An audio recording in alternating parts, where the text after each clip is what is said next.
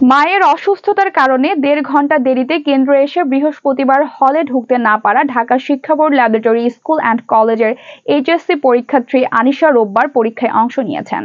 ঢাকার মিরপুরের সরকারি বাংলা কলেজের কেন্দ্রে এদিন বাংলা দ্বিতীয় পত্রের পরীক্ষা দিয়েছেন।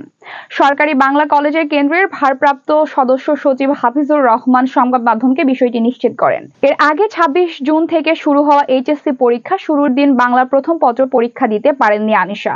সরকারি বাংলা কলেজে ছিল তার পরীক্ষার কেন্দ্র।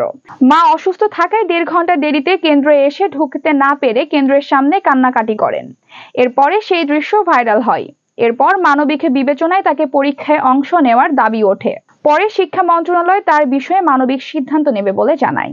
শিক্ষা বোর্ড ল্যাবরেটরি স্কুল অ্যান্ড কলেজের অধ্যক্ষ আসাদুজ্জামান বলেন, প্রথম পরীক্ষা দিতে না পারা এবং সেই পরীক্ষার মূল্যায়ন নিয়ে শিক্ষা মন্ত্রণালয় ও বোর্ড বিষয়টি মানবিকভাবে দেখবেন।